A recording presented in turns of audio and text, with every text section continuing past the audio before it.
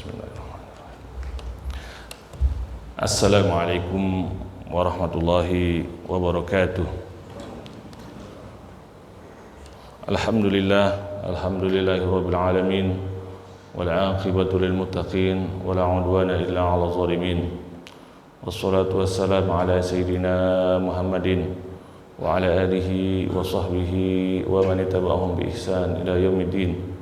Rabbi shrah li sadri wa yassir li amri wahlul 'uqdatam min lisani yafqahu qawli.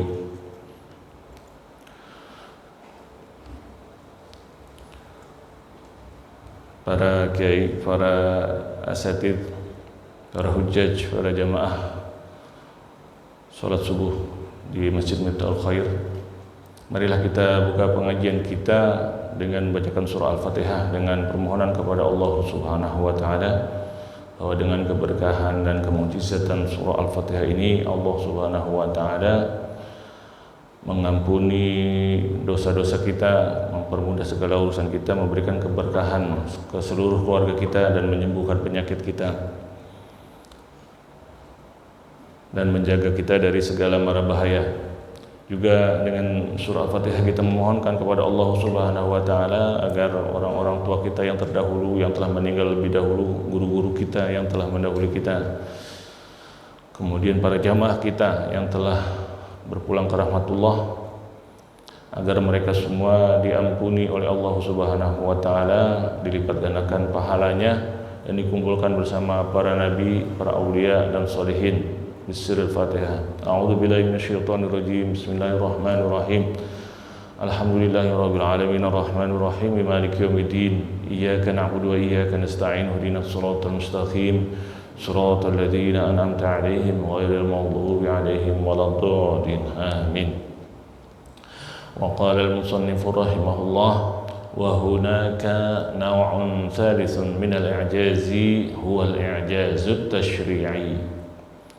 Ini kita masih berbicara tentang kemujizatan Rasulullah SAW. Dan di antara mujizat tersebut yang terbesar adalah mujizat Al-Quran. Mujizatan, sesuatu dinamakan mujizat karena dia melanggar kebiasaan, berbeda dari yang biasanya. Yang biasanya tulisan itu pasti ada salahnya, maka Al-Quran justru menantang mencari kesalahan. Tantangannya terbuka, bukan diumpetin.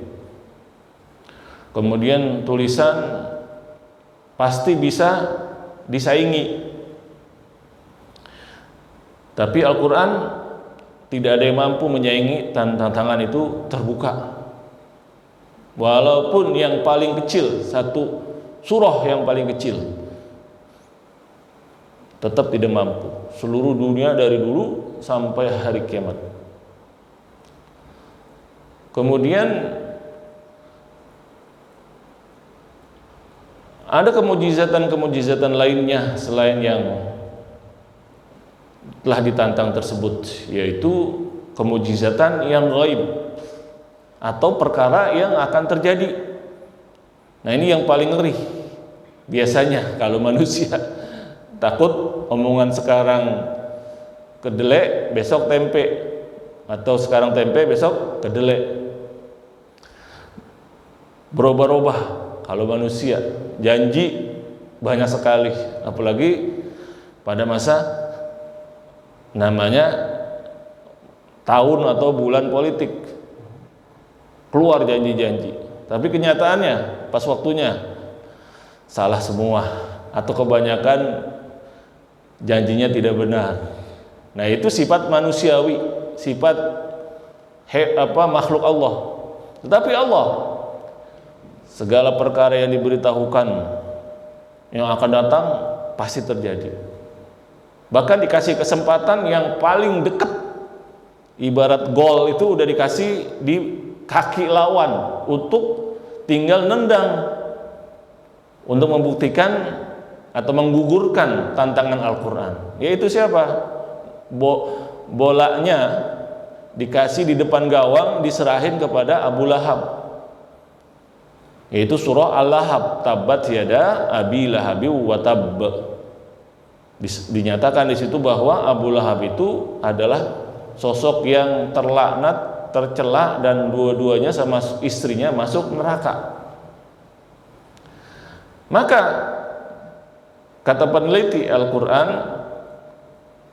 kalau seandainya Al-Quran itu tantangan biasa, maka Abu Lahab itu secara mudah, istilahnya gitu, membatalkan tantangan itu dengan menyatakan syahadat berdua suami istri. Udah selesai. Nah, jadi namanya paradoks. Al-Quran benar tapi salah. Kenapa? Yang dia bilang tidak mungkin dua-duanya beriman, ternyata sekarang beriman walaupun bohong-bohongan, di prank misalnya. Maka di Islam itu walaupun dia ngucapin syahadat enggak benar-beneran, tetap diakui sebagai muslim. Itu munafik namanya. Itu selama 10 tahun. Bola itu di kakinya, istilahnya di kakinya Abu Lahab. 10 tahun dari surah itu turun sampai dia mati. Tapi tidak terjadi. Ini kemujizatan. Jadi betul-betul yang paling mudah diserahin kepada manusia gagal menggunakan kesempatan itu, nggak kepikiran gitu, ketutup aja, blank gitu, tidak ada niatan seperti itu. Nah, kalau politik biasanya mengerti sekali untuk menjatuhkan lawan, wah ada celah ini, celah untuk menjatuhkan, langsung digunakan secepat kilat. Ternyata 10 tahun Abu Lahab itu gagal memanfaatkan itu, tidak terpikirkan, sampai sekarang kita jadi bingung apa yang terjadi. Demikian juga bahasa Arab. Orang-orang ahli bahasa Arab, para pakar, kalau membuat syair itu bangun tidur langsung keluar syair. Ditantang buat Al-Quran. Kalau syair itu dia ngomong syair cakep, dia keluarin lagi. Kalau kita namanya apa tuh? Pantun, berbalas pantun. Kalau dia bilang cakep, keluar lagi. Ya. Dia bilang apa? Jalan-jalan ke Tanah Abang, cakep, wah langsung ada sambungannya itu. Kalau dia bilang cakep itu, ya, nah, udah ramai nih, kita tungguin nih, wah ketemu lagi. Nah, kalau bilang cakep, wah udah ada lagi tuh. Sambungannya itu berarti, ya. Kalau ini giliran Quran tampil nggak ada sambungannya, blank semua. Jadi ahli-ahli itu langsung blank. Ya, ini tantangan terbuka, nggak bisa mereka. Ya. Nah yang berikutnya tantangan kemujizatan syariat. Jadi Al-Quran ini waqad faqad wada'al Qur'anul Karimu qawaid tasyri'iyah mabniyah ala haqa'iq insaniyah. Yaitu Al-Quran ini membuat kaedah-kaedah hukum yang didasari kepada hakikat kemanusiaan, maka takhthuru ala dhihnil basyari wa ma'arafuha illa ba'da qurunin min nuzulil Quran. Hakikat-hakikat kemanusiaan yang tak terdetik di hati manusia dan tidak mereka ketahui kecuali setelah berabad-abad turunnya Al-Quran. Wa la'allahum akhadaha minal muslimin, anil muslimin. Barangkali mereka ngambil dari kaum muslimin. Di antaranya apa? Persamaan antara manusia di depan hukum. Kalau dulu hukum itu miliknya penguasa, raja. Lalu rakyat jelata numpang, terserah raja. Namanya kekuasaan absolut. Kekuasaan absolut. Jadi raja yang menguasai suatu wilayah, maka rakyat yang di situ terserah raja mau ngasih peraturan bagaimana, terserah dia, karena dia yang punya kuasa. Karena itu antara raja pada perang, merebutin kekuasaan. Kalau udah nguasain sesuatu wilayah, ya milik dia. Manusia selain raja, ya nggak punya hak apa-apa. Tanah nggak punya, apa nggak punya. Yang punya siapa? Milik raja. Nah baru sekarang baru mengerti bahwa manusia ini ada kesamaan dalam hukum. Kalau hukum itu nggak ada istilah raja, nggak ada istilah rakyat biasa. Kapan itu? setelah Islam datang baru. Sampai bingung mereka ketika Sayyidina Umar bin Khattab menghukum salah Amr bin As dan anaknya yang mukul orang Kristen Koptik, yaitu anaknya Amr bin As radhiyallahu an saat itu sedang lomba berpacu kuda dengan orang Mesir asli. Orang Mesir asli itu Kristen Koptik. Akhirnya anak muda didahuluin pacu kuda, emosi, bukannya prestasi, emosi, namanya juga anak muda. Akhirnya dipukul orang Koptik itu. Hei, sama pejabat tinggi, anak pejabat tinggi jangan macam-macam ya, jangan sombong kamu, jangan melewati peraturan. Kalau sekarang itu biasanya di jalan raya itu pada pakai apa? Weng weng weng tuh, ya. Nggak ada urusan nggak apa dia tang tung tang tung. Ini biasanya orang kalau nggak mobilnya Fortuner biasanya tuh ada mobil apa gitu ya. Sering sekali pengen nunjukin ini orang penting nih, padahal bukan. Ya. Kita suruh minggir. Kita nggak minggir, kita takut ditabrak ya. Kita minggir, kita apain itu? Nah, karena peraturannya yang boleh itu kalau dikawal. Ya, dikawal dengan apa? For leader ya. Yang polisi itu, pakai itu pun katanya juga ya kadang-kadang bisa juga kita minta dikawal, ya kan? Nah, ini menunjukkan apa? Orang berkuasa nih, orang punya duit nih, gitu kan? Nah dari dulu ada, gitu. Bahkan anaknya sahabat Nabi. Akhirnya orang Koptik ini dengar Islam ini adil, maka dilaporin, nggak terima ini kok saya dipukul gitu kan? Saya diserempet gitu di jalanan, dia laporin. Ternyata oleh Sayyidina Umar bukan anaknya saja dipanggil, bapaknya, sahabat Nabi dipanggil. Kata dia, anakmu mana? Katanya laporannya begini. Akhirnya bapaknya dipukul, anaknya dipukul. Maka dunia geger. Baru kali ini kelompok yang berkuasa, pejabat yang berkuasa dikalahkan dalam pengadilan oleh rakyat jelata yang dikalahkan oleh kelompok ini. Baru kali ini dalam sejarah. Maka ini menjadi menjadi suatu kebanggaan dunia. Kalau pengen adil ini begini caranya. Ternyata betul-betul baru saat inilah hukum itu berlaku bagi semua. Kalau memang dia yang salah, yang mukul salah, ya dia dipukul. Bapaknya nanti gara-gara bapaknya dia jadi begitu, bapaknya dipukul juga. Karena apa? Anak ini sombong gara-gara bapaknya. Padahal bapaknya itu orang terhormat. Yang kemarin dulu kita bacakan hadisnya, dia beri sumbangan segini saja, setengah aja, ngasih makan, ngasih minum. Itu kita nggak bisa kejar dengan sedekah sebesar gunung Uhud berupa emas orang kita. Ini ternyata dalam masalah hukum dikalahkan oleh yang bukan Islam, terus bukan apa-apa, dia orang yang rakyat jelata yang dikalahkan wilayahnya oleh Islam. Baru kali itu terjadi, maka nanti ketika orang-orang Eropa ingin membebaskan Amerika dari kekuasaan Inggris, maka diantaranya itu mereka ingin namanya kesamaan di antara manusia di depan hukum. Dan yang diangkat itu contoh tadi Sayyidina Umar bin Khattab. Kita pengen orang itu sama dalam hukum, kayak siapa? Kayak Umar dulu pernah mewujudkan. Jadi cita-cita manusia begitu. Nah, dan itu dijadikan standar keadilan itu. Ya, itu Al-Quran paling tinggi. Al-Quran yang paling tinggi sebagai sumber masalah keadilan.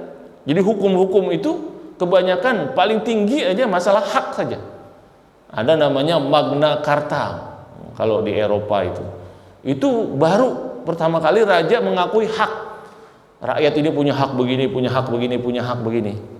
Itu sudah kebangga mereka, ya. Magna Carta. Tetapi nggak disebut masalah keadilan. Nah, yang menyebut keadilan paling banyak Al-Quran. Keadilan Bilqis, Bil-Adl, ya. Al-Adl, ya. Fa'dilu wa aqrabul taqwa. Adillah, bersikap adillah, ya. Atau dengan al-qist. Jadi kata-kata al-qist, al-adl itu banyak sekali di dalam Al-Qur'an. Nah, sekarang umat Islam juga lemah, kenapa? Ya, keadilan itu yang belum diwujudkan, ya. Nah, kemarin waktu acara ada namanya apa itu ya, di acara di Bridakara gitu, saya dipinta untuk menyampaikan orasi. Salah satu partai ya, PKS ya, yang undang, kebetulan dia, belum ada yang undang lagi yang lain. Akhirnya kita sebutkan di dalam Pancasila disebut 2 kali keadilan, kemanusiaan yang adil dan beradab. Kemudian apa lagi? Keadilan sosial bagi seluruh rakyat Indonesia, keadilan sosial sama kemanusiaan yang adil dan beradab. Nah, kata-kata adil itu banyak dipakai karena apa? Karena kita Muslim. Jadi sangat dekat dengan keadilan. Nah, kalau sekarang kenapa kita masih belum atau kalah dibandingkan persaingan dengan bangsa-bangsa lain? Karena ini baru ditulis di dalam Pancasila tapi belum diwujudkan. Di antaranya yang paling jelas adalah keadilan ekonomi. Sehingga kemarin Mahkamah Konstitusi mengatakan peraturan undang-undang yang baru tidak konstitusional. Kenapa? Ya udah jauh sekali dari keadilan, masalah hak buruh, hak apa. Jauh dari keadilan. Jadi kalau pengen maju ya adil seharusnya. Ya bukan hanya pertumbuhan ekonomi sekian. Indonesia derajatnya sekian di antara sekian. Enggak, yang paling penting keadilan. Nah, jadi tantangannya adalah keadilan, dan itu oleh orang-orang tua kita, pendiri Indonesia, mengambil dari Islam itu keadilan. Pancasila 2 kali, padahal cuma 5 sila, tapi disebut keadilan 2 kali. Maka kalau pengen Indonesia maju, benar-benar maju, keadilan harus diwujudkan dalam segala hal. Di antaranya keadilan dalam masalah undang-undang, dalam masalah di depan hukum. Jangan yang kaya bebas, yang berkuasa bebas, yang miskin kalah, ya, dan sebagainya. Ini berarti kita menggagalkan diri kita sendiri. Jadi Islam inilah yang mengajarkan manusia tentang keadilan di depan hukum baru. Jadi nggak dilihat lagi beda warna kulitnya, kaya dan miskinnya, atau jabatannya. Betul-betul bukan teori saja. Kita baru teori sekarang. Kalau Islam dulu betul-betul dijalankan, maka geger dunia. Jadi namanya simbol, betul-betul ini bukan omongan aja, ya, benar-benar dijalankan. Kemudian juga annal mas'uliyah anil aqwal wal af'al murtabitatun bil aqli wal idrak. Tanggung jawab tentang ucapan, perbuatan itu berkaitan dengan akal dan kemampuan memahami. Itu ya. Jadi kalau orang gila, orang tidur nggak kena hukum. Masih bayi nggak bisa dihukum. Dan itu bapaknya yang tanggung jawab, jaga anaknya. Kalau lagi bayi masuk ke mall, mecahin kaca, mecahin dagangan orang, bukan anaknya yang suruh ganti, tapi bapaknya. Kenapa? Anaknya belum ngerti. Yang dia sekira tempat mainan itu, dilempar-lemparin kaca apa kan, ada TV yang mahal kita nggak kuat beli, anaknya dilepas, dia buat timpukan, pecah. TV terbaru harganya jutaan, puluhan juta. Bukan anaknya di penjara, bukan anaknya disuruh ganti, tapi bapaknya. Kenapa? Ya belum ngerti dia. Akalnya belum, ya, belum paham. Ini mahal, jangan dipecahin. Nah, ini menunjukkan bahwa Al-Quran itu dari sisi Allah Subhanahu wa Ta'ala. Tetapi kalau di peraturan lain, anak kecil itu digebukin, ya. Sampai ada salah satu kekuasaan di sekarang, ya, anak kecil yang nulis mengkritik dia itu di Timur Tengah itu dipotong tangannya. Kenapa? Mengkritik penguasa. Wah, nulis tulisan begini-begini, dicari mana? Anak kecil katanya. Anak kecil besok udah tangannya putus. Nauzubillahi min dzalik. Kenapa? Ya, dia nggak bisa bedain bahwa anak kecil itu belum paham. Harusnya dia dididik, bukan dihukum, potong tangannya sampai mati gara-gara nulis doang di suatu tempat gitu, ya. Main-main nulis gitu ya. Di salah satu negara Timur Tengah, bukan di sini ya. Jadi anak kecil itu belum ada tanggung jawabnya, otaknya belum sampai. Kemudian juga kemujizatan ilmiah.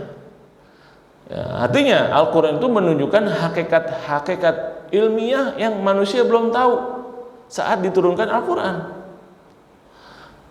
Maka kalau Al-Quran itu bukan dari sisi Allah, niscaya hakikat itu, fakta-fakta itu tidak disebutkan.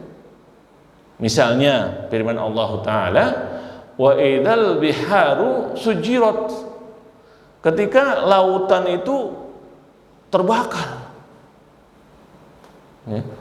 Maka kalau kita orang biasa, api terbakar, bener apa? Gitu kan? Ya, dulu maka orang kalau nggak beriman dia ketawain, api lautan terbakar. Ada juga api kalau kena lautan itu mati. Kita matiin apa? Matiin kebakaran itu disembur sama api. Sama apa? Sama air. Ada pemadam kebakaran yang diituin air atau apa busa, ya. Khusus untuk memadamkan kebakaran.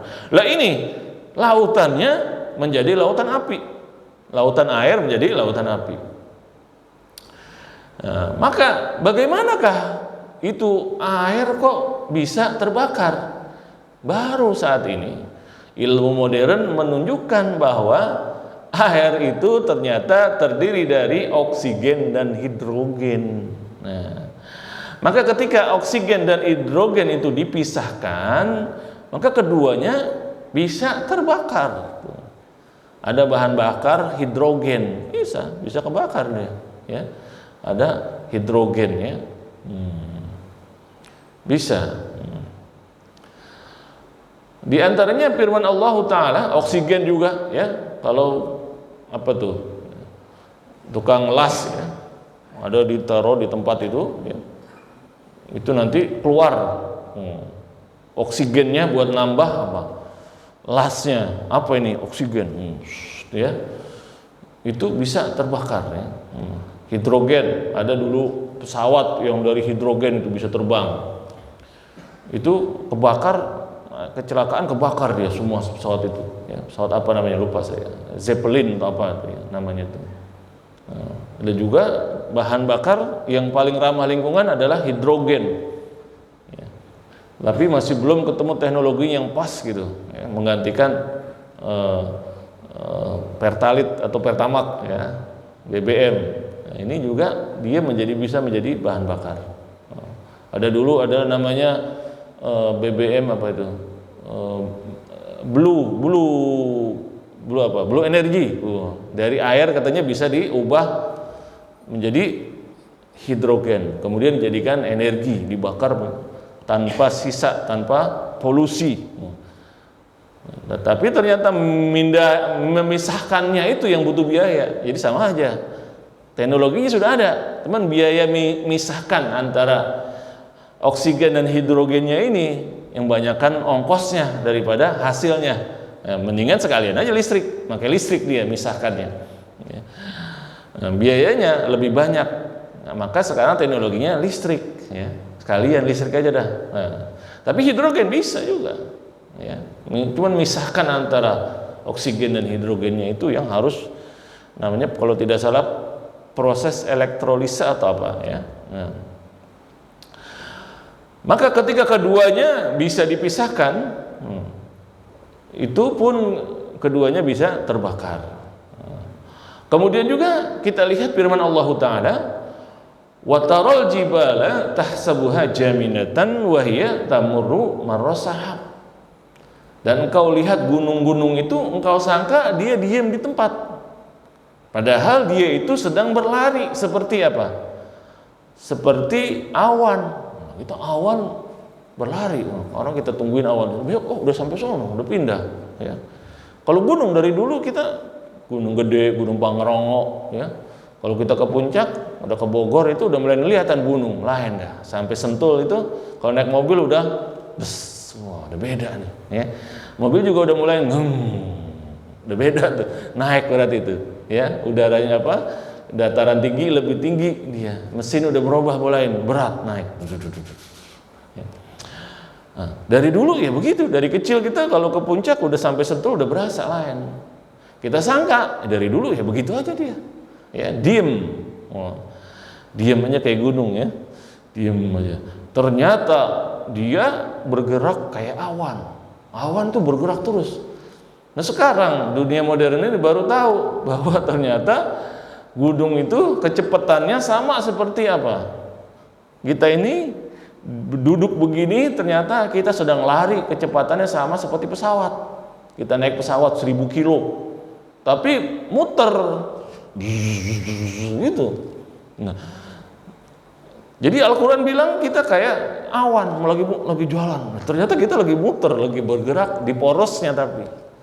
Nah kita ini kok nggak berasa, kenapa? Wah, ketemu lagi, ternyata kita lagi dipegang sama gravitasi bumi. Jadi kita nggak terasa, ini lagi dipegangin, padahal lagi kayak gangsing lagi muter. Yang kita dudukin lagi muter gitu. Kalau gravitasinya hilang, mental kita semua. Kalau nggak ada bumi, ini gravitasinya, daya tariknya, kita ini masih nggak kena apa-apa, gitu ya, nggak terpengaruh oleh percepatan gerakan rotasi bumi. Tiba-tiba gravitasi hilang, udah mental gitu, kayak orang terlempar dari pesawat kemana-mana, ya. Nah ini aneh, ternyata benar. Kita ini lagi kayak awan, lagi jalan gunung, rumah kita ternyata lagi terbang, ada semua ya. Dulu nggak tahu, sekarang baru manusia tahu, Sekarang Al-Quran benar. Ya. Maka wujuhul i'jaz kulluha tadullu ala anna al-Qur'ana kalamullahil alim bi kulli syai'. Tanda-tanda bentuk-bentuk kemujizatan ini semuanya menunjukkan bahwa Al-Qur'an ini adalah kalamullah yang mengetahui segala hal. Bukan ucapan Nabi Muhammad SAW. Sementara Nabi Muhammad SAW orang yang tidak bisa baca dan tulis dan tidak belajar kepada seseorang yang mendiktekan ilmu. Bukan juga orang-orang ahli pada masanya Rasulullah SAW juga tidak tahu fakta-fakta ini. Para ulama telah menulis banyak bentuk-bentuk kemujizatan Al-Quran, banyak sekali. Maka kita ini perlu meneliti itu. Kebanyakan tentang kemujizatan masalah apa? Masalah bahasa. Kemudian juga banyak non-muslim yang mengetahui kemujizatan Al-Quran ini dan akhirnya masuk Islam. Seperti orang Amerika, ya, penasehat presiden Amerika, namanya Richard Green atau apa? Michael Green. Nah, di antara kemujizatan yang dia dapatkan itu apa tadi? Keadilan. Ternyata lebih banyak kata-kata keadilan yang ada di Quran dibandingkan di konstitusi Amerika. Maka penasehat presiden Amerika masuk Islam, meninggal belum lama kemarin. Ya. Allah maghfir lahu. Ya. Kemudian juga pakar dari Perancis meneliti mumi Fir'aun. Maka dia dapatkan, ada mumi aneh katanya. Kenapa? Di dalam tubuhnya ini ada air lautan, ada garam. Padahal dia matinya ini di padang pasir. Aneh katanya. Ini ada mumi yang mengandung garam banyak. Akhirnya dibilang, oh berarti itu Fir'aun yang tenggelam diselamatkan oleh Allah. Jasadnya, orangnya nggak diselamatin, jasadnya. Nanti mati gara-gara apa? Dia nelan air, tenggelam. Itu Fir'aun ada namanya. Hah? Al-Quran ada betul, dilihat benar. Al-Quran mengatakan ada penguasa Fir'aun, penguasa Mesir kuno yang namanya Fir'aun itu mati tenggelam. Ini baru kali ini saya pikir saya menemukan, ternyata Al-Quran sudah menyebut duluan ada penguasa Mesir zaman dulu matinya ditenggelamin, tapi diselamatin tubuhnya supaya diketahui. Maka kaget dia, baru kali ini saya menemukan ini, ya. Baru kali ini ditemukan fakta ini, tapi Al-Quran sudah nyebut duluan. Maka gara-gara itu dia masuk Islam. Dibandingkan antara Quran, antara Bible, antara fakta-fakta sains modern, ternyata semuanya yang disebutkan Al-Quran tidak ada yang bertentangan dengan sains modern. Nah, namanya Maurice Bucaille, ya. Dia menyebut mengarang buku tebal gitu membandingkan antara Quran, Bible dan sains modern.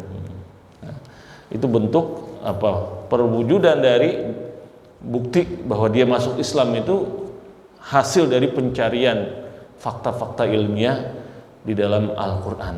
Nah, semoga kita juga mendapatkan keimanan dan dijaga keimanan kita oleh Allah Subhanahu wa taala setelah mengkaji ini, dan diselamatkan di yaumil hisab nanti. Amin ya rabbal alamin. Marilah kita tutup pengajian kita ini dan membacakan doa, ya. Astagfirullahaladzim, astagfirullahaladzim. Alhamdulillahirabbil alamin. Allahumma shalli ala sayyidina Muhammad tibil qulubi wa dawa'iha wa afiatan abdan wa shifaiha wa nur al-absari wa diyaiha wa ala alihi wa sahbihi wasallam. Rabbana anfa'na bima 'allamtana wa 'allimna ma yanfa'una. Rabbi zidna ilma warzuqna fahma wa alhiqna bis shalihin. Rabbana iftah lana wa li auladina wa li azwajina wa li talamidina wa li ikhwanina futuhal 'arifin wa wafiqna wa iyyahum fid din waj'alna wa iyyahum minal 'ulama'il 'amilin wa la taj'alna wa iyyahum bidal qanitin wa la minal 'athimin wa la minal mu'tadin wa la minadh dhalin wa la minal mudallin. Rabbana atina fid dunya hasanah wa fil akhirati hasanah wa qina adzabannar. Subhana rabbika rabbil 'izzati amma yasifun wa salamun 'alal mursalin walhamdulillahi rabbil alamin. Wassalamualaikum warahmatullahi wabarakatuh.